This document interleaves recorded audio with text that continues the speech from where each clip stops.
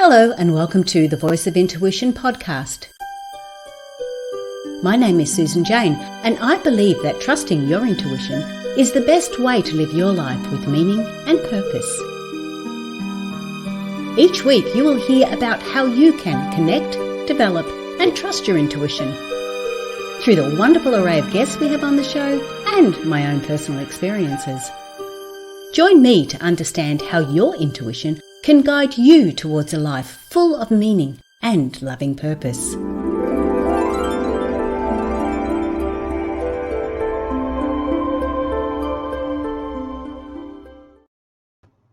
Hello and welcome to the Voice of Intuition podcast. My name is Susan Jane and I'm your host for the podcast. And I'm coming to you from beautiful Gold Coast in Queensland, Australia. And my guest today is coming to you from Los Angeles, I believe. Gosh, I'd have to have another look, but I'm pretty sure it is Los Angeles. So yes, we're having an artist on today, and his name is Michaell. And what I'm really going to dig down into today is really the beauty, not so much the beauty of art as in the final product, but the beauty of art in the creation of it and how we actually get so involved and in the moment that it can produce so many wonderful opportunities for us. And it's going to be really interesting, but I'm not going to talk too much about it because you know what I'm like. I can talk all day. I am going to bring Michaell on. Welcome to the show, Michaell. Hi, Susan. I'm happy to be here. Thanks for giving me a canvas to paint. And yeah, go ahead. What's your question? I answer. And by the way, I'm already in an altered state. That's why I'm a little confused because your introduction music is like you're mastering putting me in an altered state already. So you make money with that. Just make short audios with your music and with your voice. Yeah. and it's very true too, because it's not just what you're creating, it's how we feel as we are creating and how we grow and develop. But Michaell, I want to get a bit more understanding of you and how you got to where you are today. I was born in Vienna, Austria. I was a sick child, and when I hit school when I was 7, I got hit by the second avalanche that is called Dyslexia. It's a neurodiversity. And I wasn't aware till about 50 that I also have dysgraphia. And dysgraphia, what dysgraphia means is dyslexia. I think everybody knows. You switch up words. You think it's 13, but it actually, you read 31, you think you're reading 13 and you're saying 31. So it can be any way or form, or switch letters. And then when you read them still right. You read them right for yourself. But if you give it to somebody else in school, obviously that doesn't work. Dysgraphia is the following thing. I can read something that you legibly wrote about 10 years ago. When I write my own legible, what I believe is now legible, I can write something in like 5 hours. I can't read it. I cannot decipher it. So that's the time frame, is it? With the dysgraphia? It's my brain cannot recognize my expression. Oh, wow. And that's a new thing, a new discovered thing. And I was so struggling with writing perfectly everything, but it's also connected to dyslexia. Dyslexia is about not regurgitating. So I can't regurgitate. So I was on 130 different podcasts and TV shows and radio shows in the last 8 months. And it was no problem and everything is perfect. But would I have prepared for those shows? I would have stuttered. I would have stopped. I would have lost my train of thought. And so I have to learn, as a dyslexic, I have to learn to be in a moment. Oh, and that is, as hard as that is also brilliant, isn't it? Well, Superpower. Yeah, It's a superpower. Yeah. It absolutely. pushes you into the superpower of being in a moment. Yes, yes, I really like that. Okay, so that's the dyslexia. Can you go through that dysgraphia again? Because again, I have never heard of it. Yeah. I think it is because I think nobody knows anyway. We don't know anything. We don't know even how water goes against gravity up into leaves. So we really pretend in the system of monopoly that we know everything, but we don't. What I believe, what my perception of experiencing it is that you write something down in space and time, and then you're accessing in another space and time, but you cannot recall because everything is vibration. So what I am putting on paper is perhaps distorted in time space that you cannot recognize it. Okay, so let me see if I've got this right, and correct Yeah, me if I'm wrong. Because everything is energy, like you say, yeah, you're writing something down with your energetic tone. Like, so say yeah, you're angry, you're writing it down like you're angry. Or if yeah, you're happy, you're writing it down like you're happy. When you go back to that in 6 months' mhm, time, 5 years' yeah. time, whatever it is, you don't pick up the same tonings that you have written down originally. 5 hours. In 5 hours, I cannot decipher it.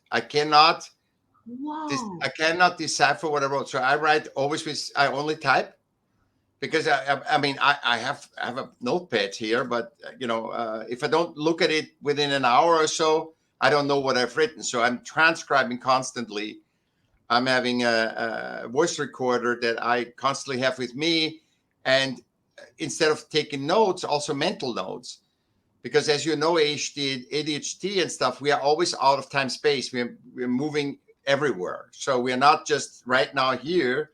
We're just moving anywhere. And the only way to is focusing on time space on right now. So I'm not thinking about, oh, I have to run the dog, I have to pay bills, I have to go grocery shop. That would be the worst thing right now. I would have totally lose the conversation. Well, other people can do it, and in society and science, we have found that we can't really multitask. And if there's a tendency of multitasking, women can do it better than men. Mm. Me as a man, I'm already disadvantaged of multitasking, but the dyslexia and the neurodiversity makes it even harder. And it's about people say that it's about 20%. And I'm also an advocate to understand that disease. I wrote a lot of articles, and I can link those or send those articles that you can include them in this episode. But what happens is that I think 20%, what they find out more and more, are dyslexic, 20%. And in one or other form, dyslexia. And dyslexia is so hard for systems because it can't but define this as such.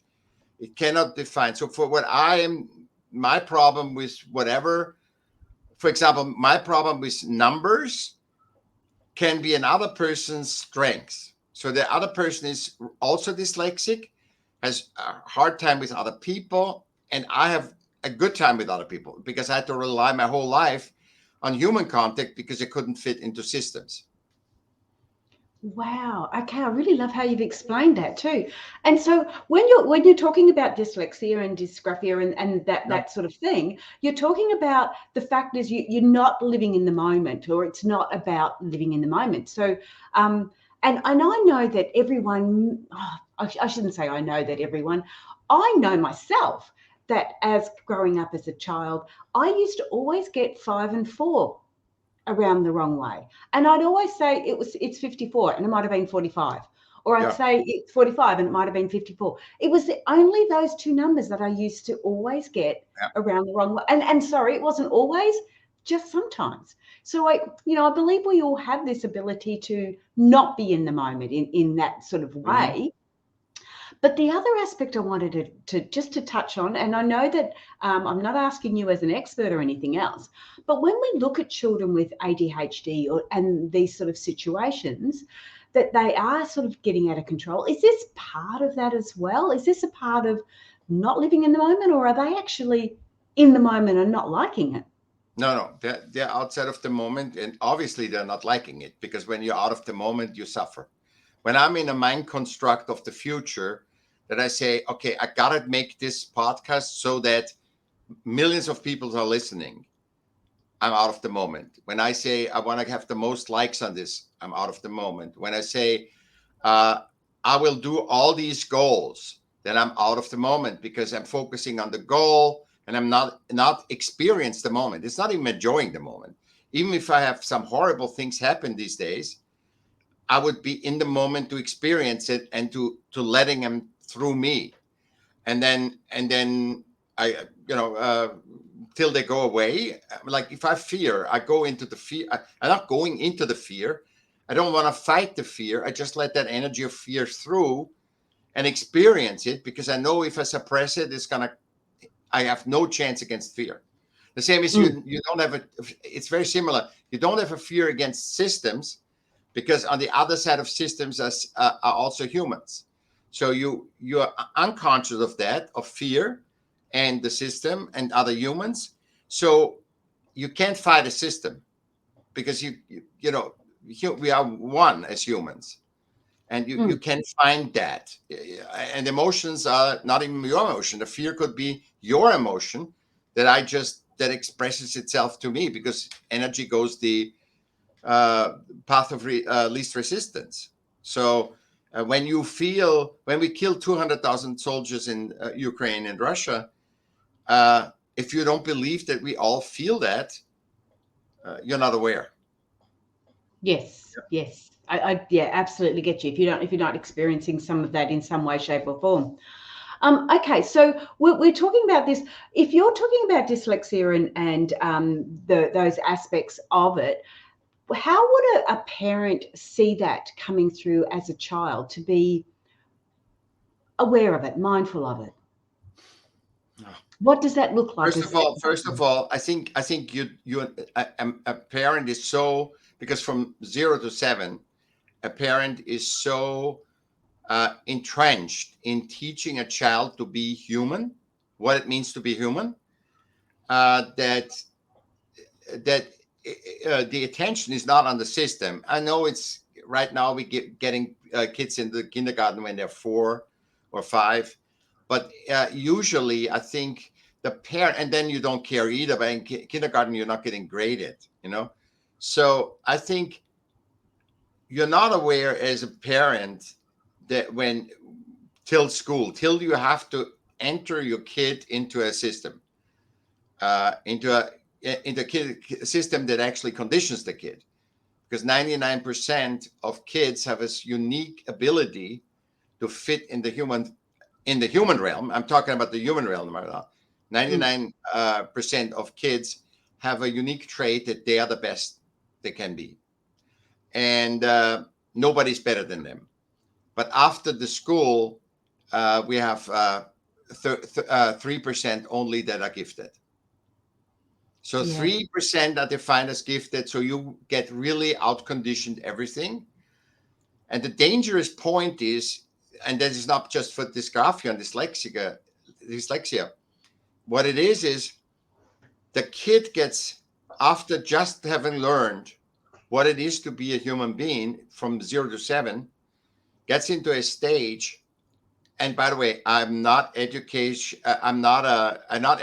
I had to repeat 3 classes. Everything is self-taught and self-researched. So when the kid comes, then finally he knows he's a human. Now, this time from 7 on or 6 on to 15, 18, it has to learn how to socially interact. And it's driven by the DNA to be a herd animal, right? We are part of nature, and we are social herd animal. And in school, you learn that. And so what I had to fight for, I was very good with humans, and I was speaker of the class, but I had to repeat the class. So I was in this dichotomy that in systems I wasn't worthy, but in humanity I was worthy. So And a lot of kids are like this. They are the good kids, but they're bad in school. And that has nothing to do just with dyslexia. I think a lot of kids that are good with humans, they are just not good in system. I mean, it's very, that they get system accolades. You know, a jock, for example, that is a super athlete, obviously gets accolades, but those are phony. Those are phony because he is an athlete. He's system relevant. And people hook to him because he's system relevant unconsciously, because also every human is driven to be inclusive. Makes sense? Okay, so when you're talking about the systems, yeah, you're talking about the school systems, and you're talking about work systems, and you're talking about society systems. Religion, And hospital, you're born in a system. yeah. So this is where the beauty of art that comes through, because art has No system, no nothing. no Has boundaries. nothing. Yes. No, and when you go to, and I can prove this, go to an art opening. There's rich, poor, any gender, any sexuality. And the funny thing is, when you go to an art opening, people don't even look at the art. They're just mingling, because that energy of artistic expression nurtures the energy of humanity.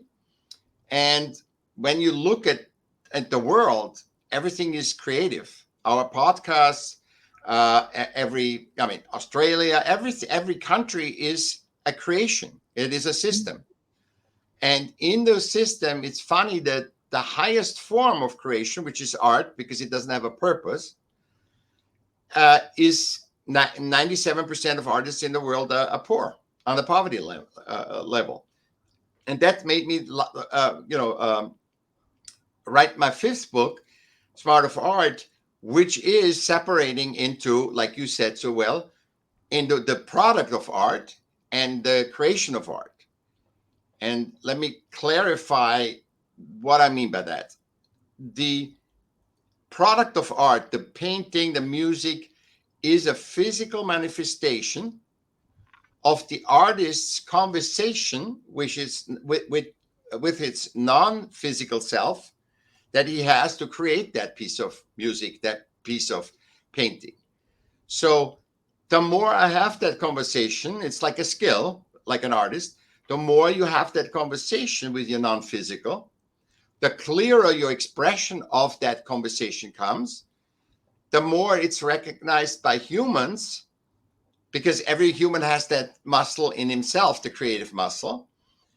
And that's why people pay $1 million for a painting, even though it makes no sense in economic sense. Okay. So it's all about almost like the artist's language, isn't it? It's how Exactly. they are putting it across, Yeah. how they are expressing themselves. And it's funny, Michael, I don't do art classes. I'm not an art teacher or anything else, but when I'm doing intuitive art readings, so what I ask my people that come to the workshop is they actually draw their happiness goal. I give them a bit of instructions, a bit of direction. And so many of them say, oh, I can't draw, I can only do stick figures. And I go, okay, do a stick figure, because we can do a reading on that. We can see what your intuition or like you say, your spiritual wisdom, we can see what how it's actually guiding you. So it's not about what you're creating at the end. It's not about the product so much. Everyone can enjoy that or disagree with that or hate it. It doesn't matter. It's irrelevant. But it's what they're actually putting down on paper and how they're doing it, and what that reading is all Absolutely. about. I do the same thing. I can look at a kid's painting and can tell you the kid what it is. You know, I look at it because you get, see, if, let's say, Susan, I don't know you, right? Yep. Or I know you for a long time. Let's say this. I know you for a long time. And then you say to me, you know, Michaell, I have a secret pleasure. I'm painting, or I sing, or I'm music. And I have had that not often, but at least 10 people in my life, because they know I know art, and they talk to me. And I hear that music, I see the picture, I see their poem, and I'm flabbergasted how much more information I get out of a poem than I know that person. I know that person, but I see a side of that person that the person hides. Like you say, they say, I don't want to do a stick figure or whatever. When you see what they do, it gives you it's almost turbocharging the knowledge of that person. Yes, yes. And I need to explain a little thing that happened to me, and because of how you're talking and what you're saying, it's really making sense now. I had a art teacher, and she was teaching me how to do this painting, and I got really frustrated in this painting. It was a beautiful scenery. I was painting it for my partner, and he'd only just lost his father, and this was his last photo that he had taken of this scenery that he was with his dad with. So there was a lot of meaning behind the picture. And I'm painting it, but getting really frustrated. It took me like 18 months to paint it. I got really frustrated in it because I didn't feel it was me. I felt like I had to produce this product, this piece of art, but it wasn't really what I wanted to do, because I wanted to learn how to do art for me, for me to learn, for me to go within. And it's really funny. It took so long, and everybody loves the painting, and it's beautiful, but it's all her language. It's all hers. And then I've actually got this great, huge, big canvas, and I went, you know what? I'm going to just stick on there whatever I want. And I did, and I've created these. And look, people could say it's almost childlike, but these big swirly colors that for me are my chakras, and how the information comes through the spirit into the chakras and to us. And I've created this very abstract image. But I love it. I don't care whether people like it or not. Every time I see it, I get my chakras open up. I get this beautiful feeling within. And I believe that's what you're actually saying with the artwork. It teaches you conscious awareness. And actually, let me just tell you about swirling art and stuff, and you feel open. That a lot of women do that. A lot of women artists make these clouds and color clouds and all. And what that is, what I found from my experience is that is just before the unconscious opens. So when I see a woman doing that, what you just explained, I say, keep painting on cheap paper and do as much as you can, because you will break through, and the real self of you, as in that non-physical part and the physical part, will come through. And it almost always does. I mean, I've never seen it not happening. So but women tend to do this. We have, a lot of artists here in Laguna Beach, and they just do these colors and cloud-like things, and in different, beautiful, very aesthetic and stuff. And I said, this is just before the unconscious really opens, because there's so much more in you than you believe. And that's also our chose creation, that there's so much more in you than the system tells you that is in you. Everybody is limitless, I think. And if you create art, you get a touch of that limitlessness self. You also get a touch of heaven on earth. I mean, tell me if not a song or a play or a movie hasn't bewitched you, where you say, wow, this is, especially in music, this is heaven on earth. If you want to experience heaven on earth, art is it, and creating is more powerful than the product. Yes, and as you say, when you're creating that art, you are in the moment. You cannot not be in the moment. Yeah, you cannot think about your dog. You can't, unless you're painting a dog. But yeah. So when we're looking at that, and you're saying that we need to keep on putting that down and putting those feelings down, and keep on experimenting and keep on developing and practice it, basically. And then we start to really, you will feel that moment. What does that moment feel like? You missed one word. You missed one word. Yeah. You have to observe while you're doing it. You have to observe, if I'm doing this happens. Oh, I tried green. I never tried green. And all of a sudden it works. Why does it? You don't need to have the answers. Just ask the question. You know that your show is called Intuition. You just ask the question, and it will come to you. It will come to you while you do what? So when you say, and I know also why that picture didn't feel good for you, because it was a copy, and humans are not copiers. Our grace is to make order. Our grace is not to copy. Yes, yes. And I mean, the idea behind it, and the love and devotion and everything else was there, but it was not where I needed to be. It was Not your not. form. It was not your form. It was a form Yes, of of the system. Oh, just make that beautiful landscape, and it doesn't work. Doesn't work. yeah, You are you. You're one of you. You can't be normal. You can't define. You are one of one, and you can't be normal, because nobody can define normal. If you can define normal, we can all align to it, because our superpower number 3 is adaptability. And you can't. It's confirm, sacrifice, submit, and that those are not in the nature. In nature, you can't find confirm, sacrifice, submit. In the nature, is only balance and adaptation, and that's why we need to even change the vernacular, separate the vernacular of fulfillment in the human realm is success in the system realm. We need to see the two separate, because they come too intertwined. We don't use systems to help us. We submit to system, and that takes all our life energy. yes. Okay. And the other thing with when you're talking about with the art as well, I can remember saying to my partner, I remember saying it quite distinctly, I need to find out what not necessarily what I'm good at, but what resonates with me. I want to find my style. And now I called it my style, but in fact, it's actually my language, isn't it? It's you, not your language. Language is a system too. It It's is you. It is okay. you. An experiential you, and Yeah. the experiential you manifest. You actually physically recognize and become aware of when you create art. When you create art, you come physically aware of your essence in the non-physical.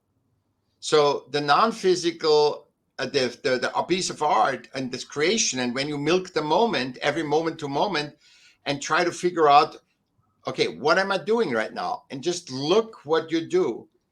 You become aware of your essence. You become not aware of your image, but you become aware of your essence. Because oh my God, I didn't know why. I mean, I've this document. It's called the artist voice, and voice with a capital V, and it's about figuring out what is your creative voice, which is a part of your essence. Oh, right. I like that idea too. That's really cool. Yeah, Okay, so what I want to know is how do we go about, so like that I've done a little bit of artwork, I do a little bit of painting, yeah, and I've played music, and yeah. I'm always into the creative stuff, done the craft work, done all these bits and pieces. I love dabbling with different things. But what would you say? How would you assist somebody if they've never done anything? Because to get a canvas or a piece of paper or anything like that and start is really challenging. It can be really challenging because we've got to get past that. Mind construct. The mind construct of the system defined and conditioned mind construct that you're living in. Yes. You want So how do we get you through that? okay, so you need to know you're driven to inclusivity. And then you need to know, by that drive of inclusivity, you take in all this mind blabber of media, of society, of whatever, since you are born. So you have to put this away, because that creation that you do, the piece of art, that music, whatever you express yourself, the poem is a test. See it as a test. See it, okay, I'm gonna paint today, and tomorrow I write a poem, and the poem has no formula. The poem could be bumblebee in the tree on a house. That is a poem. So you just let whatever, allow that conversation between your non-physical and the physical. You want to open that. You just, and that comes by allowing, observing whatever comes in, and then putting down on paper, on music, on a tape, on a voice recorder, whatever. Because you want to start that conversation. And it's not about the product. It's not about the outcome. You gotta know that the system, that what we think as the art world is an art system. And the art system is always judging the art product. You're not even an artist if you don't, if the system doesn't say you have art. You're an artist. If the system doesn't say you're an artist, you're not an artist according to the system. So it took me 30 years of making art to actually accept that I'm an artist. When I've filled out a new resume for a job, and from then on, I said I don't need anybody's acknowledgement, because the proof is in the pudding. For 30 years, I'm doing art since I'm 5 years old. Yes. Yeah. Right. So it's a matter of really just getting in there and starting. It's never about the product. It's not in a relationship about a product. It's not about I get married. It is, let's just talk to each other. Let's take it day by day and milk the moment and experience the moment, not what it's supposed to be. I wouldn't even call it dating. If I want to go out with a girl, I say, hey, I really like you and I really feel good with you. Can we just go to dinner or just go on the beach or do something? Okay, so it's because we so focus on the end result. It's not about the end result; it's a journey. It's about enjoying the moment as we go. Yeah. Everybody says the journey, but nobody lives by the journey. Everybody speaks the words, and it becomes a system in itself. Just be in the moment and take it baby steps by baby steps. By right now, I totally enjoy and milk that moment with you, Susan. And if the people, the listeners, get that, I'm not thinking about something else, or I try to give you anything that is rehashed and regurgitated. I give you something that comes purely from me, from my life experience, from not fitting into systems and being a creative to think outside the system. And Einstein said, you cannot create from the mindset of the problem the solution. As a matter of fact, I say, why would you, this is what systems do. They have a problem and they fix the symptom. The symptom is a red flag that something else is rotten in that system. So you have to start learning to think outside of the box and said, why are we really having this system in place? How can we better it? How can we make it more human adapt? And I say, not better it. I say, how can we more human adapt, nature adapt? Because we need sleep. We need our maximum output comes from balance. When we have sleep, when we have when we listen to our body, when we have a period, when we have biorhythms, when nature has seasons. So we need to honor that, because systems can work 24/7. Wow, I really like that. So most of your talk and what you've been saying, Michaell, is all about not necessarily having to fit into the systems. You can.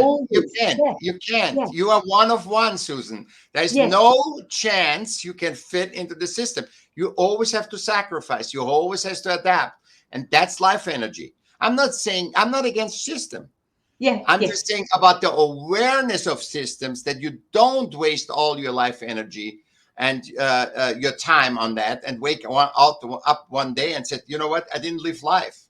That's what's a lot of billionaires, because they're so into system navigation and so busy that at the end of their life, they say never, oh, I should have bought 20 more hotels and companies.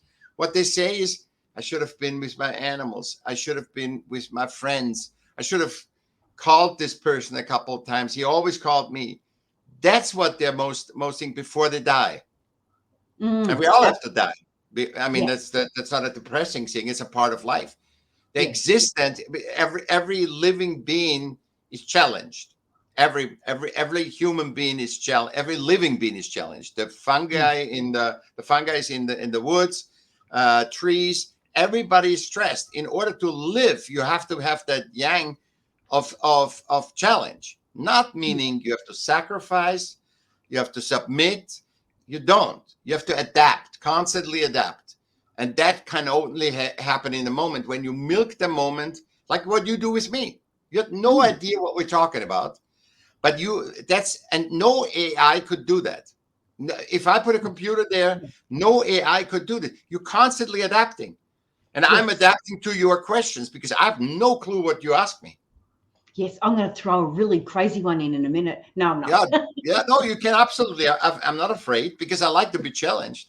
Yeah, and that's what it's all about. It's really interesting. I love the idea of how you put forward the adaptation, because we do have to adapt. We have to constantly adapt. And yes, there is a lot of systems that we have to live in, but it doesn't mean we can't still live in the moment within those systems. Exactly. And I mean, systems aren't, like you say, aren't bad, not necessarily bad, but if we bring up a blank canvas and we look at that blank canvas and go, wow, I can't do a drawing, I can only do a stick figure because the system won't like it, then we're sacrificing ourselves. Then we're not living in the moment. And this blind, it makes you have a drive that, for example, to procreate, you are also DNA driven. That's why you're very sexually active between 15 and 28. But the drive to be inclusive, a part of the human fabric, you have forever. Yes. So because we grew up in society, we grew up. So what we think is inclusive and why we are embarrassed about our paintings or whatever we create or don't think we are good enough is because we are driven to be inclusive, but the inclusive body, the society, the businesses, the economy is very limited in judging, and that's why you become biased of what this is. But it is never a complete description of it. So if it's, if the society needs right now, and you see that by how women get perceived, right? In the 20s, you have no breasts. Then you have this, then you have hourglass figure. Then you have fat. Then you have a big butt now, It just, we change our perception according to society. Do you think anything in nature cares about this? No, nothing. No animal cares about it. And that's our guideline. Before you shame yourself and says, I thought I got the boob job, I have big boobs. And now the boobs, they don't care about the boobs, they want a big butt. Yeah. This is insanity. Okay. Yeah. So just go back to nature and say, oh, in nature is that we are still, as far as I know, a part of nature. So it's irrelevant. It's irrelevant what the system says. The monopoly system says you need to make money. But in nature, you have value because you exist. And I always say this example because it's getting into your head. The elephant and the ant are worthy because they exist. Nature is classified by science and systems even that it makes no mistakes. It is sustainable 100%, and it constantly adapts. Look at Chernobyl, look at the Mayans. Humans can eradicate themselves. Nature just goes over. That's why saving nature doesn't make any sense. Nature doesn't need you. We need the part of nature where it makes it sustainable for us. Yes. And if we stop through our shame, not focusing on others and say, listen, we have to behave in a way that humans that visit the planet for 100 years, for 100-year increments, have also the freedom to experience this beautiful world. Not, I need to save them that they can survive. I don't care about surviving. Surviving is not the target, but in the system it is, because it's measurable. And if I give you 20 years more, even though you suffer and you're unhappy, then we can sell it to you. So we have to we have to really get that we are irreplaceable. Every human being is irreplaceable because it exists. We wouldn't exist. It's not about God. It's not about anything. We wouldn't exist if we weren't important, if we weren't worthy, like the ant and the elephant. And nature wouldn't say, hey, I don't care about ants. Elephants are more beautiful. They are strong. They're big. They're the greatest. We just have elephants. Screw it. The giraffes look weird too. Let's just get elephants. That's not human. That's not, and that's why you care for each other, you know? Yeah, because it's not balanced. We're starting to get a little bit low on time now, Michaell. Is there anything else you bring forward? Because I enjoyed that that last little bit, but we were going off on a different tangent, so I have to sort of bring it back, mainly because we were running out of time. But I love the idea of it's about necessarily living in the moment, even within the systems. We need to all basically keep that balance, but it's not a sacrifice. It's not. And I really understand that it's not about, like you say, saving the world. It's not about that. It's about enjoying the moment, living in the moment. But when you're enjoying it and living it, you're not trashing it for the rest of the world. I'll say it resolves. So if you have a problem and you feel the moment, you don't have to push that problem in the future and amplify it.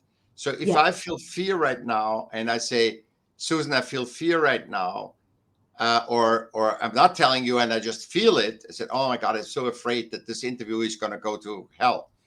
Then I would feel that feeling, but I will just keep going. You always move forward because you can't stop. Stop is death. You just keep, stagnation, stop is death. Sometimes you need to recover, but that's not passive. That's very active. Recovering, you had an accident and you recover is more active than when you had the accident. Yeah. Because you're regenerating, you're integrating that new energy that whatever happened and you haven't seen, and then you have to get a red flag, get an accident, and then you have to redo that. You have to recover from that.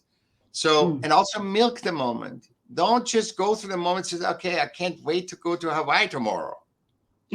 That is not the way it's thinking. Because you say then Hawaii's better than this moment. But Hawaii is a mind construct. Hawaii is a mind construct of what you think Hawaii will be or what Hawaii has been.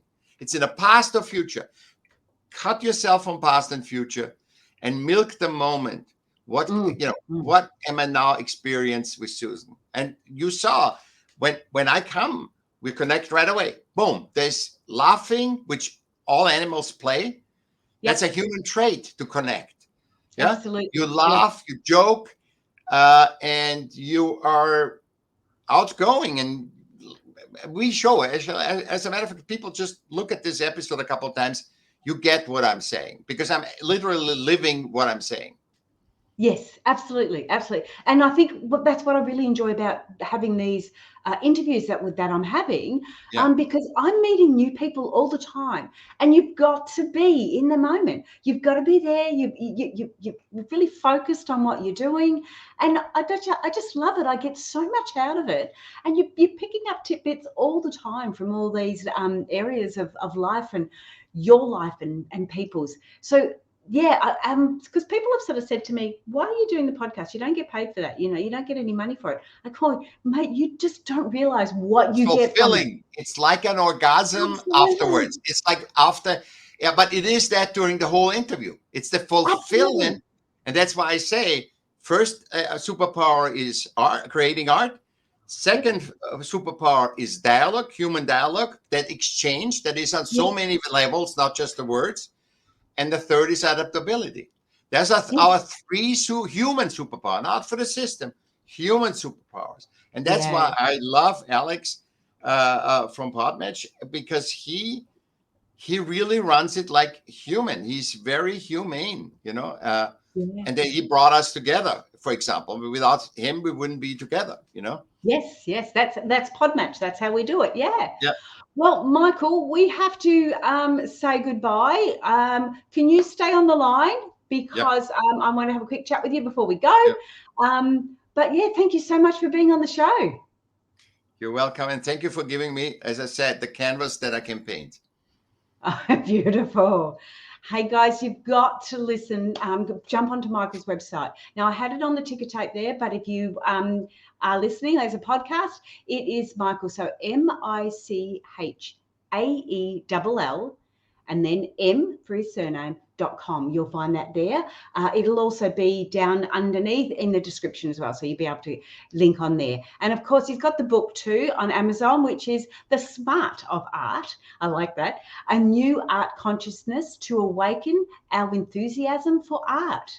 And you really do. You start, when you start to get into painting and you start to get into writing poetry, playing a musical instrument, when we start to get into those creative sides of us, you just, the hours just disappear. And you know, when you're having a good time, the time always seems to go faster.